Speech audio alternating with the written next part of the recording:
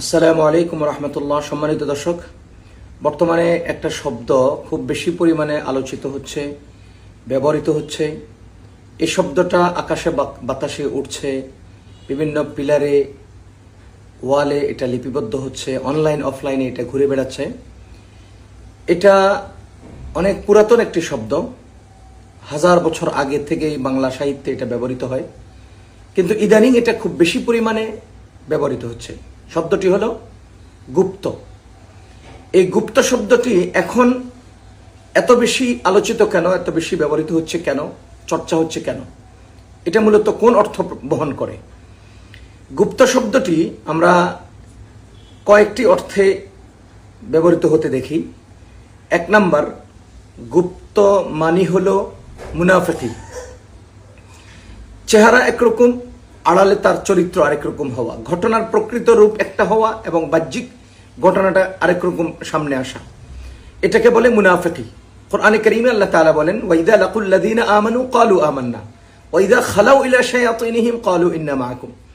যখন তারা ঈমানদারদের কাছে আসে তখন তারা বলে যে আমরাও ঈমানদার, আর যখন তারা শয়তানদের কাছে যায় তখন বলে আমরা তোমাদের সাথে আছি। এটাও এক ধরনের গুপ্ত হওয়া।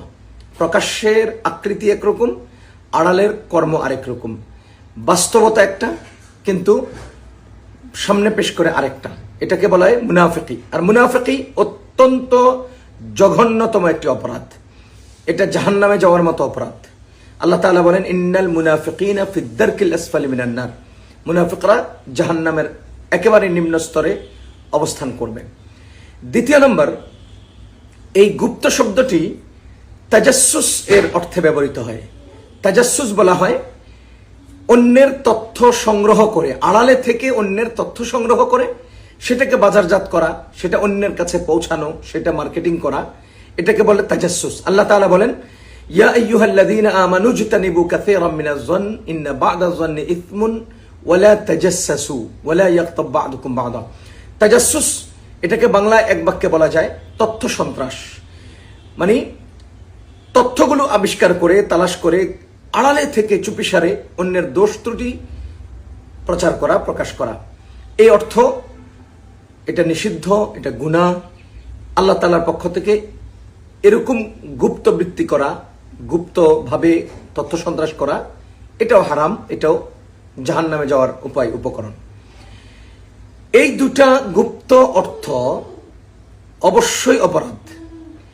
3 নম্বর আরেকটা অর্থ ব্যবহৃত হয়, সেটা হলো আত্মগোপন।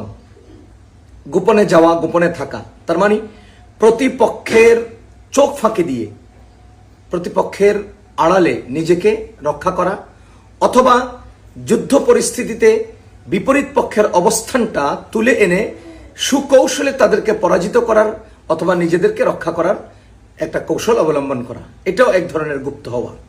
এটাকে আমরা সহজভাবে বলতে পারি গোয়েন্দাগিরি। বাংলাদেশে ডিবি থেকে শুরু করে বিভিন্ন ধরনের গোয়েন্দা বিভাগ রয়েছে। আন্তর্জাতিকভাবে সব দেশে গোয়েন্দা রয়েছে। সবাই কিন্তু গুপ্তভাবেই এই তথ্য তালাশ করে, গুপ্তভাবেই রিপোর্ট কালেকশন করে এবং গুপ্ত থেকেই এ সমস্ত রিপোর্টের ভিত্তিতে দেশ পরিচালনার চেষ্টা করে। আগে থেকেই রিপোর্ট কালেকশন করে তার বিপরীতে অ্যাকশন রিঅ্যাকশনে যায়। এটা গোয়েন্দাগিরি আমরা বলতে পারি। এটা রাষ্ট্রীয়ভাবে বৈধ, এটা শরআনও বৈধ। ইসলাম এ সমস্ত আত্মগোপনে যাওয়া, সুকৌশলে যুদ্ধের বিভিন্ন প্ল্যান তৈরি করা। হাদিস শরীফ আসছে, রাসূল করিম সাল্লাল্লাহু আলাইহি ওয়াসাল্লাম বলেন, আল হারবু খিদাআতুন, মানে যুদ্ধ হলো কৌশলের নাম। হযরত রাসূল করিম সাল্লাল্লাহু আলাইহি ওয়াসাল্লাম তাবুকের যুদ্ধে আব্দুল্লাহ ইবনে আব্বাস রাদিয়াল্লাহু তাআলা আনহুকে আবু সুফিয়ানের দলে পাঠিয়েছিলেন, তাবুকের ওই পারে পাঠিয়েছিলেন। এরপরে তো ওখানে আল্লাহ তাআলা এক বিশেষ ফোর্স দিয়ে তাদেরকে পরাজিত করেছেন, মুসলমানদেরকে বিজয় দান করেছেন। এটা লম্বা ইতিহাস। তাহলে এভাবে পরিচয় আড়াল করে ওদের অবস্থান তালাশ করা, ওটার সম্পর্কে অবগত হওয়ার চেষ্টা করা, এরপরে বিভিন্ন কৌশলে আমরা দেখেছি যে আত্মগোপনে যাওয়া বা গোপনভাবে প্রতিপক্ষকে সুকৌশলে পরাজিত করার চেষ্টা করা, এগুলো দোষ নয়। এটা মুনাফিকিও নয়, এটা তাজাসসুসও নয়, বরং এটা যুদ্ধ কৌশল, রাষ্ট্র পরিচালনা কৌশল।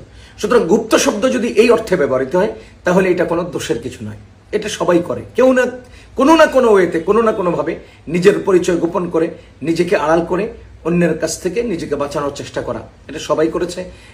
কিন্তু বর্তমান বাংলাদেশে যে গুপ্ত শব্দটা ব্যবহৃত হচ্ছে এবং খুব বেশি পরিমাণে আলোচিত হচ্ছে, এখানে গুপ্ত শব্দ কোন অর্থে ব্যবহৃত হচ্ছে? এখানে মূলত আবিধানিক বা কোরআনে আমরা যে তিনটা অর্থ পেয়েছি এগুলোর কোনোটাতেই ব্যবহৃত হচ্ছে না। এটা বাংলাদেশের রাজনৈতিক একটা শব্দে পরিণত হয়েছে। এই গুপ্ত শব্দটা রাজনৈতিক শব্দ কেন হলো? এর মূল কারণ হলো বাংলাদেশে প্রতিহিংসার রাজনীতি এবং প্রতিপক্ষকে ঘায়েল করার রাজনীতি। এটা আজকের নয়, এটা পুরাতন, এটা ঐতিহ্যবাহী একটা ধারা। যেমন নিজের অবস্থানটাকে মজবুত করা, দীর্ঘদিন বেঁচে থাকা এবং টিকে থাকার উপায় উপকরণ বের করা, প্রতিপক্ষের রাজনীতিবিদদেরকে সবসময় দমিয়ে রাখা, এটা একটা সুকৌশল, রাজনৈতিক কৌশল।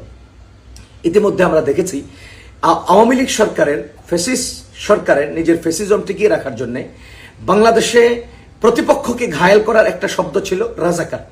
এই রাজাকার শব্দটাকে এত বেশি পরিমাণে আউড়িয়েছে, এত বেশি পরিমাণে সামনে এনেছে, জামাত বিএনপি মানেই রাজাকার, জামাত বিএনপি মানেই রাজাকার। তার মানে তাদের বিপরীত পক্ষের রাজনীতিবিদদেরকে তারা সবসময় দমিয়ে রাখতে রাজাকার শব্দটা আবিষ্কার করেছে এবং এটাকে সামনে এনেছে মিডিয়ার মাধ্যমে বিভিন্ন কৌশলে। কিন্তু 2024-এর জুলাই আন্দোলনের বদৌলতে রাজাকার শব্দটা এখন আর প্রতিপক্ষকে আঘাত করার বা ঘায়েল করার শব্দে বাকি নেই। এটা অহংকার এবং গৌরবের শব্দে পরিণত হয়েছে। তুমি কে, আমি কে, রাজাকার, রাজাকার। এই শব্দটাকে যে আবিষ্কার হয়েছে, এটাকে যে সামনে এনেছে, এর মাধ্যমে রাজাকার শব্দটা এখন কারো উপরে চড়াও হয়ে বা কাউকে দমন করার জন্য আর ব্যবহার করা যাচ্ছে না, কারণ এটা গৌরবের শব্দে পরিণত হয়েছে। এখন চলমান রাজনীতিতে আমরা বিপরীত পক্ষকে, প্রতিপক্ষকে আঘাত করে দমিয়ে রাখার জন্য একটা শব্দের প্রয়োজন আছে। আর এই শব্দটা কি? এই শব্দটা আবিষ্কার করেছে গুপ্ত। ওই শব্দটাই ব্যবহার করছে গুপ্ত রাজনীতি। বিপরীত পক্ষকে গুপ্ত বলে বলে আঘাত করার চেষ্টা করা হচ্ছে। এদিকে জঙ্গি করেছে। এখন নতুন শব্দ এনেছে মব। এই মব শব্দ দিয়ে জঙ্গি অর্থে এটা ব্যবহার করছে, আর রাজাকারের বিপরীতে গুপ্ত শব্দটা ব্যবহার হচ্ছে। মূলত এটা রাজনৈতিক অবস্থান ধরে রাখা, নিজেদের অস্তিত্বকে টিকিয়ে রাখা, প্রতিপক্ষের উত্থানকে দমন করা এবং প্রতিপক্ষকে ঘায়েল করা, এসব কিছুর কারণে এই শব্দগুলো আবিষ্কার হয়েছে। বাংলাদেশে গুপ্ত শব্দ না আবিধানিক শব্দ, না কোরআনে বর্ণিত সে তাজাসসুস বা নেফাক, এগুলো কোনো অর্থেই ব্যবহৃত হচ্ছে না, বরঞ্চ এটা রাজনৈতিক এবং প্রতিহিংসামূলক রাজনীতির শব্দ। প্রতিপক্ষকে আঘাত করার জন্য এই শব্দটা আবিষ্কার করা হয়েছে। আমরা চাই এরকম প্রতিহিংসার রাজনীতির চর্চা বাংলাদেশে বন্ধ হোক। আল্লাহ তাআলা এই দেশকে, দেশের জনগণকে, দেশের মাটি ও মানুষকে সমস্ত চক্রান্ত, সমস্ত প্রতিহিংসামূলক রাজনৈতিক এই আক্রমণ থেকে রক্ষা করুন, হেফাজত করুন। আসসালামু আলাইকুম ওয়া রাহমাতুল্লাহ।